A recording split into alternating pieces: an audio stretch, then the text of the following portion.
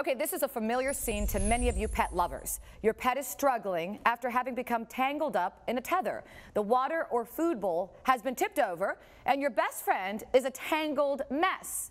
It's actually happened to me.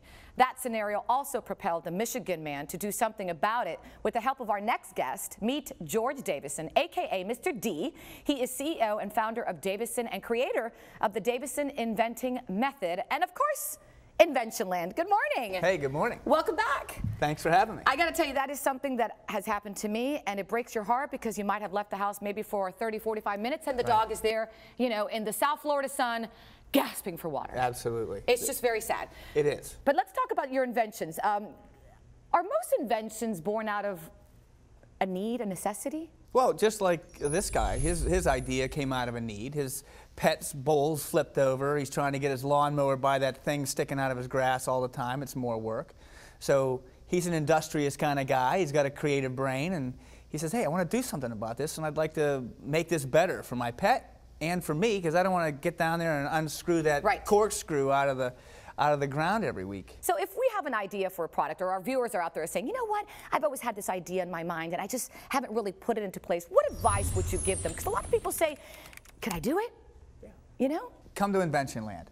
That's what you should do. Just come to Invention Land. We'll show you how all these things work and how they come to be. And you guys really take that idea and either move forward or kind of you're realistic and you say, no, sorry, it ain't going to happen. Sometimes you start off with an idea and it doesn't look all that promising. And by the time you're finished getting input from a lot of people, designers and engineers and whatnot, you make this idea into something just beautiful. And let me tell you, it doesn't happen overnight. And you and I have talked about this. It's a long process. In fact, you have a great thing on your website that's called Webisode Series, Dare to Invent. I want my viewers to see because it's kind of like a great A to Z, if you will. Let's take a look. Great.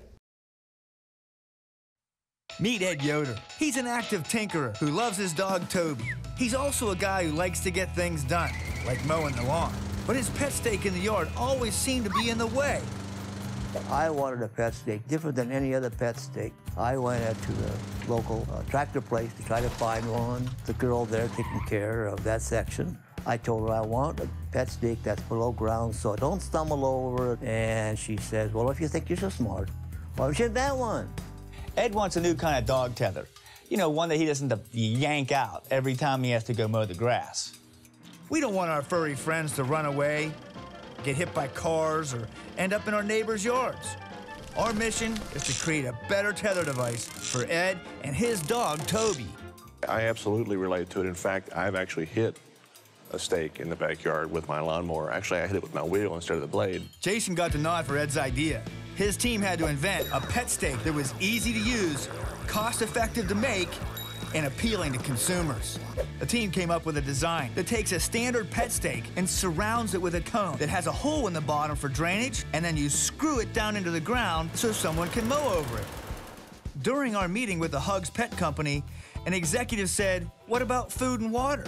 One of the big problems that dogs have when they're tied up or tethered up is they knock their water bowl over and they knock their food bowl over. I had the distinct pleasure of going back to Jason and his team and letting him know that, hey, we got to go back to the drawing board and start over. So the team had to go back to work and redesign Ed's idea to not only solve his problem, but also resolve the food and water problem.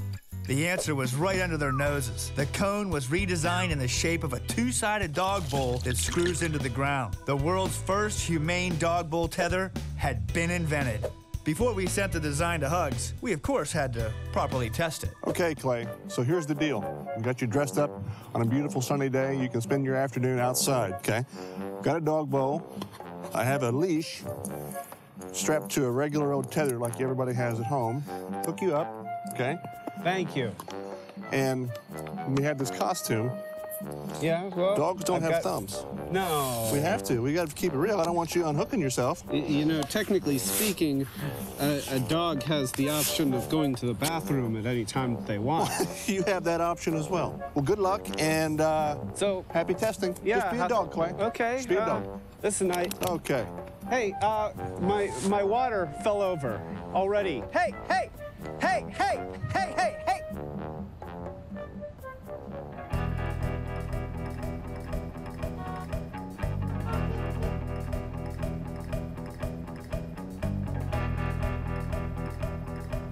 What are you looking at? Okay, Clay, time for phase 2. You look like a thirsty puppy. Clay, Clay, come on, boy. Come on, boy. You okay? Ready for a drink? I bet, huh? What do you think of that? Okay. Yeah, he was definitely relieved when I came up with a better tether. He was thirsty. I gave him a new bowl that wouldn't spill, filled it with nice cold water. He's a happy puppy. Ed's idea went into production with Hugs, and it was ready for the store shelves. Jason's team did a great job of taking Ed's original problem, Hugs' feedback, and incorporating them all into a final design. With a better tether on its way to becoming a success, we invited Ed to Invention Land for a special treat. Well, there you go. You saw it on paper. Now it's for real.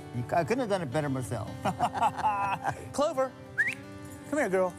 Good girl. Yeah, you know what goes in that bowl, don't you? Let's see what we got here. Oh, hold on. I think this might be for you. Oh, is that right? It's your first royalty check, Ed. Wow! Congratulations. That is a surprise. $11,000. For us, that's a really rewarding experience. And in Ed's situation, I would say it was particularly rewarding. He had some people who didn't believe in his idea. He did it. He pulled it off. And I'm glad that we could help him do that. Well, I tell you, that's a great feeling. I'm really proud that I invented a more humane way to tie up your pet outside.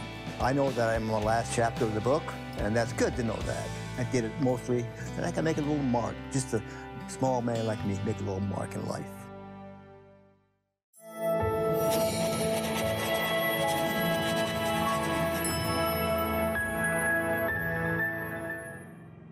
You know what I love about this invention? It's so humane. It is. It's the world's first humane, better tether for your dog and pet. And that guy's making money now too, huh? He is. I gotta think of something. I wanna go to Invention Land. Come on up. Okay. You gonna show me around? You know it. You Bring your bet. kids. One-on-one. Thank you, sir. We look forward to seeing more Dare to Invent stories in the near future. He's gonna stick around with us for a while and to find out more about Dare to Invent and how you can get started with your idea. Come on, if you have it, just visit davison.com. That's DAVISON.com. You will make a lot of money if it works, trust me.